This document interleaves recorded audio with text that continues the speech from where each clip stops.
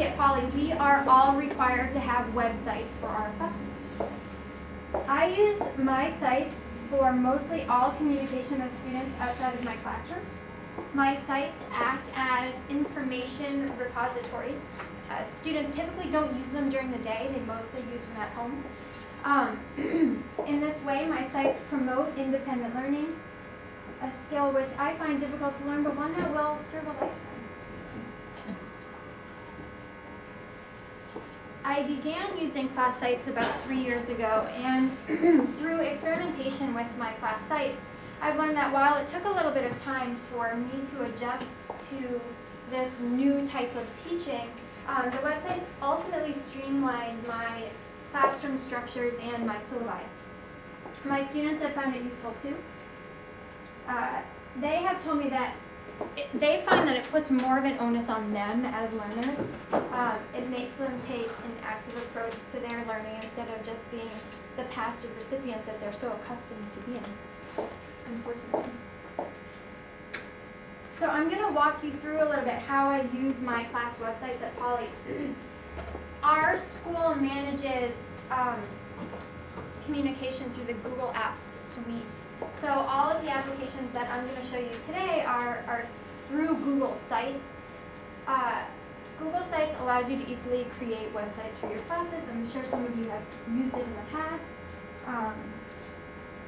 You don't really need any web development experience to make a site with Google Sites. It's really intuitive, in my opinion. But it also allows for creativity. There are other web building programs available, and some might be better suited for your work, but you can still use Google Sites. All you need is a Google account. Your school doesn't have to use it as their primary. So at the start of the year, I walk my students step by step on how to use the site to get them comfortable with it. The students that use this, that are my Form 2 students, they also had me last year, and I used the same template. So when I got them this year, they were really comfortable with what it looked like. Here's a screenshot of my middle school Latin homepage. It's really basic. I put up only my contact info on the first screen, and then they use the sidebar on the left to navigate the site pretty easily. Here is a map of what my site looks like. You can see that there's a link to our assignment page, class documents, a place where I post external links, a link to a flashcard program that my students use, so if they forget how to get there or whatever, they can go to the home page and log right in. One of the most used functions on my site is my homework calendar. I teach 4 sections of the same course, and each meets on a different day of the week. You can't really tell here, but each class is a different color, so they don't remember, what section are you? I'm 8-3, no, I'm 8-1, I don't know. I'm pink. I mean, it's easier for them to do that. If they're absent from class, or if they forget to write down the homework, they know that they can always access it on the web, which gets rid of a lot of unnecessary emails that I receive from them, at 9:30 at night. Miss Nestor, what was our homework last night? And what this actually is a spreadsheet that I've embedded into the site, so I update it from the other side. So, at the end of class, what did you do today? Type it in really quickly. It's already up there, updated for them. In addition to embedding spreadsheets, you can do a lot of different stuff. Embed videos, audio, images.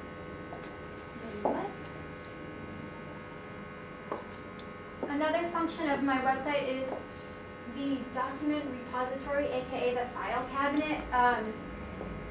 Here I can upload worksheets that we've done in class if, again, they're absent or they lose something or whatever. Photos of notes from the board if they're out. Audio files of me singing declension songs if they want to practice at home, which they say, I was on the bus and your song came out on my iPad. It's mortifying. So don't share this with anybody, please. For my upper school classes, I use this for posting video lectures. I do a lot of that with my high schoolers. I'm sure some of you have experimented with the flipped classroom type of approach. But you can organize your file cabinet however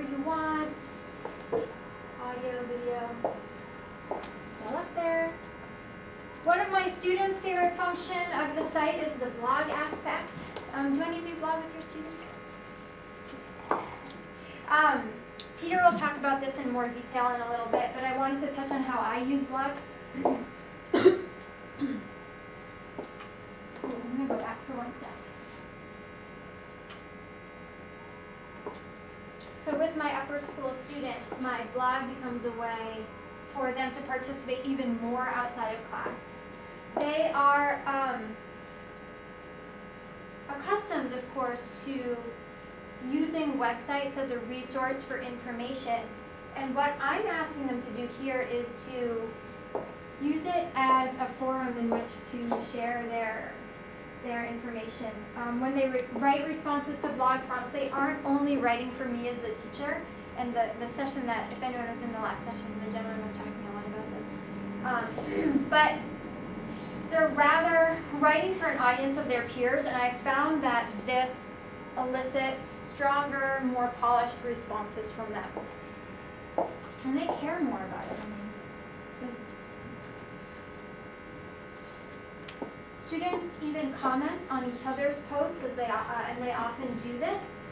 Communicating in this constructive way, I think, is not only good classroom behavior, but it's a great lesson in digital citizenship as well. I do talk to them about what's appropriate to write and what's not. I mean, they're writing about classically themed things, so we don't really get into that so much, but I do talk to them about this is sharing a little bit of you on the internet, even if it is a Latin class website, and what does that mean for people to actually be able to see what you have to say.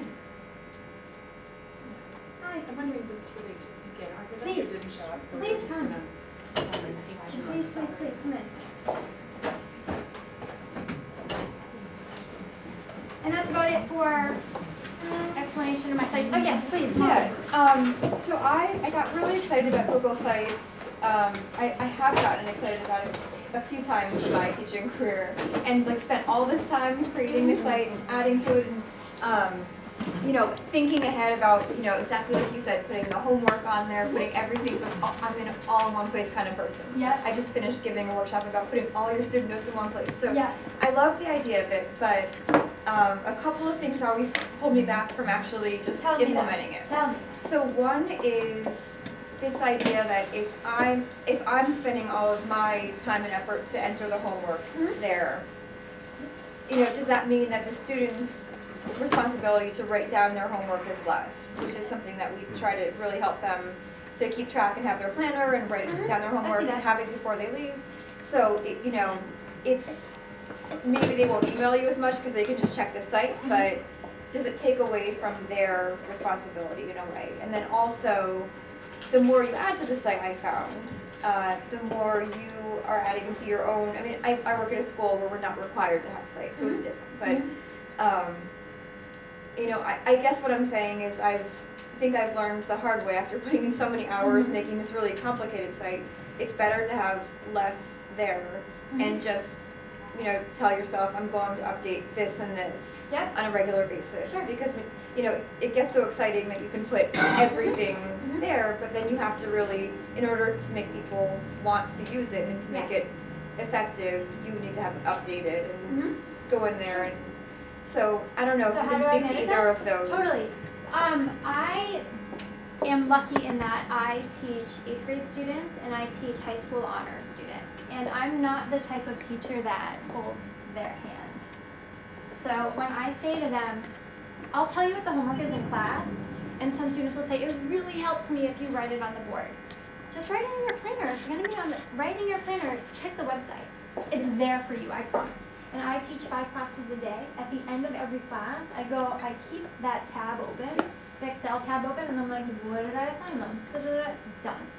And that to me, once I get into the habit of doing that, it's not a big deal. And they're in a transition point where they're so accustomed to having teachers tell them everything, give them everything, and just you know, and that's not how I work as a learner or how I want my kids to be. So I'm like, I'll tell you what I'm gonna do. I'm gonna update the website every day. I'll put the notes on the site when you need them or when I tell you I will, and then it's you, man. Yeah. But I have students that are old enough that at the beginning, you know, they're a little like, oh, I didn't get the homework last night. Well, did you check the website? No, I didn't think to do that. Well, there you go. But also for my site, I mean, it's not crazy busy. Yeah, no, I noticed how simple. And I think about them when I'm doing that, like what do they want to see? I mean, I've seen websites where it's like flash headings and like totally draws you in. But mine serves a really basic purpose. You get your homework, you find the notes and the worksheets that you need, and there's a link to your flashcards. You know, sometimes I'll post things on the external sites, like if I see something in the news like wrestling removed from the 2020 Olympics, right? I'll link it up there. Or you know, the Pope giving his resignation in Latin, and none of you know, the journalists could understand what was happening, right? I'll link that up there. If they want to use it, they can. They don't have to. But you know, when I am teaching 5 classes a day, it's easier for me to have all 4 of everything on place. Yeah. Can you show your navigation? Yeah. Nestor? That'd be great. Thanks. I don't really do anything with the announcements page. I'm working on it. Some of the students have set this site up where they can get email notifications when I update the site. For some kids, that's really awesome. They want that. They want to know. I mean, some of my students check their email maybe once a week, so that's not going to do a service for them. Right. You know, if I could set it up where they get a text message when I updated it, I would. Yeah. But unfortunately, right now, Sites doesn't have that capability. Yeah. Thanks. Yeah, sure. Anybody else? Yes. Is this all private? Is it all privately contained? So we have settings where we can set it up private to only the people that we invite. So I can just input my students' emails. We have it where you can also choose to share it with only the poly community. So anybody at the school with a poly email can see it, or you can make it public, but I don't. So therefore the parents can see it? If they want to, and I tell all my parents that we have this, and I give the parents, you know, when I have it shared with the poly community, I'll give the parents the link and say, you know, if you want to see this, tell your kid. You know, we're posting awesome things. If you want to see what your kids are writing, totally do it. So they have that access if they want. But